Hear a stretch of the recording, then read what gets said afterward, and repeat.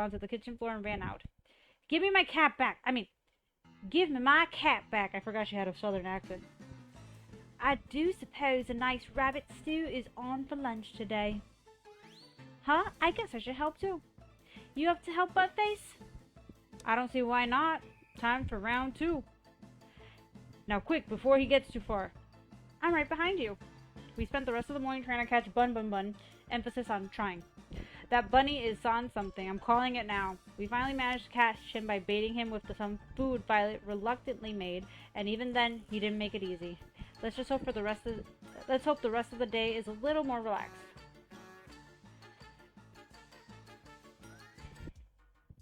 Morning, Buttface. Time sure flies, huh? The show's almost over, and you'll be able to go back to your regular life soon. No idea if it's gonna have any less headaches, though. Who knows? As strange as it sounds, I've had some fun here. The whole getting murdered thing isn't great, but it hasn't been all bad. I did mention that other people would kill to be in your position. On second thought, they definitely haven't thought it through enough. Probably not. Well, back to business. It's time to pick who you'll go on your first date. On your third date with. Who's the unlucky soulmate candidate today? Well, I'm gonna go out with Tara because I went out with Yui yesterday, so there we go. Tara. Man, if I'd known you were going to spend all your dates with Tara indoors, I would have just booked the mansion. But sometimes the best things in life aren't the most expensive ones. Who knew? Just kidding. You've never seen a depressed person who owns an island. Go get her, Tiger. Okay, here we go. I'm gonna save the game. I found Tara sleeping on the sofa in the games room. She looked so peaceful. Maybe I'll come back later. Zombies everywhere! Ah! She bolted up suddenly. You okay? Whoa, you okay, Tara? Whew, it was just a dream. I'm good now, no worries. Seems like it was a pretty crazy dream. No kidding. I dreamed that we all got turned into zombies. Luckily, there's no way that could ever happen. Did you go to bed late? Hell yeah, I spent all night working on the game, and I finished it too. Care to join me testing it out? I added some new features I'd like you to try. Sure, I'd love to. It looked like the same game I had played before.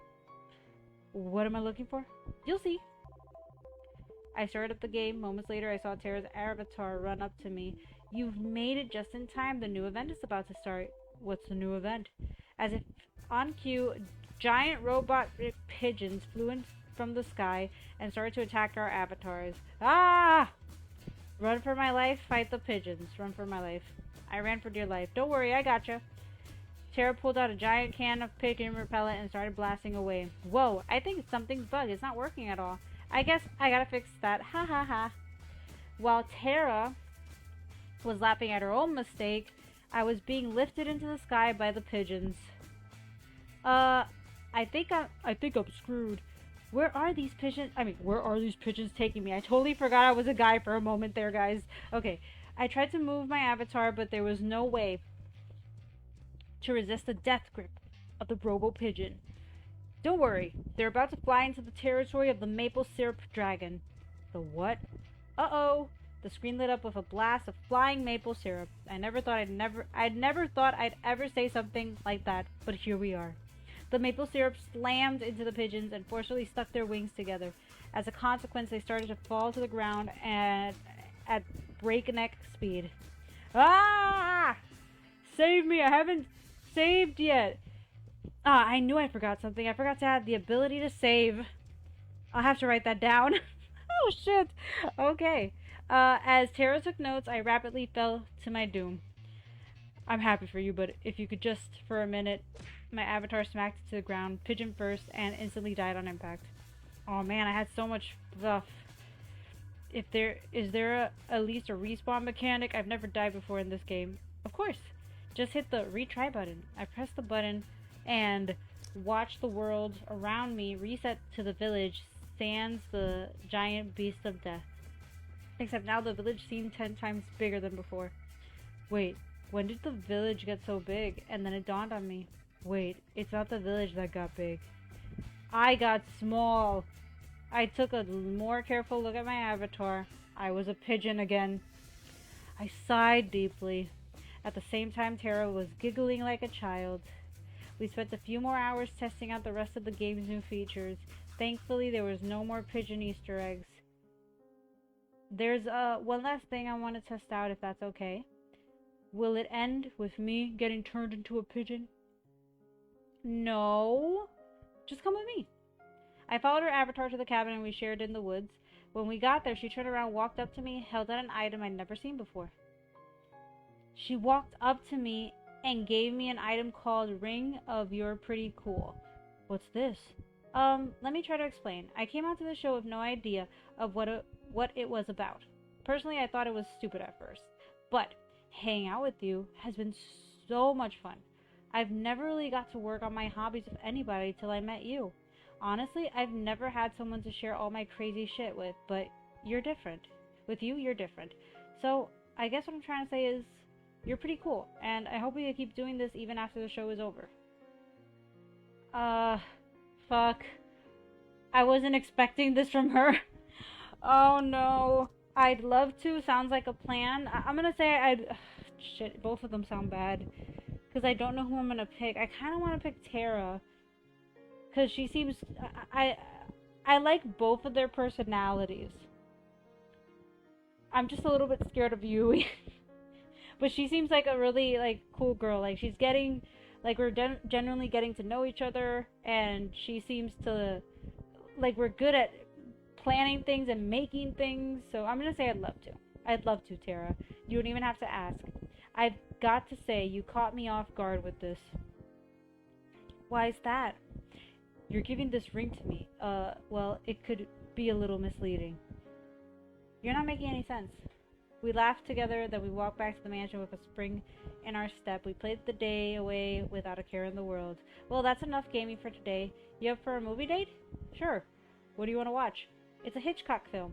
I've always wanted to see it. What's it called? The Birds. I imagined it was going to be that one. Okay, I felt a blood vessel in my head pop. This woman is bad for my heart. But she never fails to put a smile on my face. After today's date, I decided to take a stroll around the mansion. The night was clear as could be. A light breeze made it just a bit chilly, but not enough that I needed to put on more. I found myself fixated on the moon without thinking. There goes Kat. I knew she was coming. I thought I'd find you here. Why is that? Just a gut feeling. And the island-wide surveillance system. You doing okay? Yeah, just thinking. Can't believe the show's almost over. It didn't really feel real earlier today. Time sure flies, doesn't it? You only got the last third date with Yui tomorrow. The final ceremony on the day after. Speaking of which, how was your date today? It was awesome. It was nice. We didn't do anything too crazy, but it didn't have to be. I could tell it was cute watching you guys. Though, to be honest, I wish your relationship would move along a little faster. The show's not getting any longer, you know.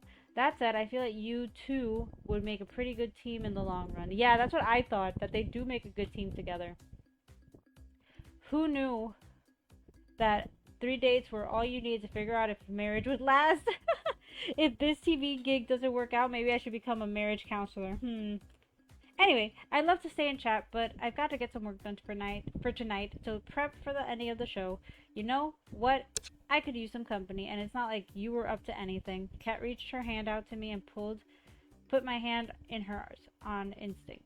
With her hand in mine, she pulled me with her to the library. Now that you're probably wondering why did I bring you here of all places, you like to read? Well, yes, but no. There's no internet for us goons, so here's where we store most of our information. Records of every single run of the show, building security details, guard schedules, and most importantly, salary records. It's hidden in plain sight as regular books. You need to know how to decipher them, though. They're pretty useless to the average person. Interesting, and also a little unnecessary. Who is going to read a book? Who's here to read a book? Oh, I knew the state of education was bad, but not this bad. It still doesn't answer why you brought me here.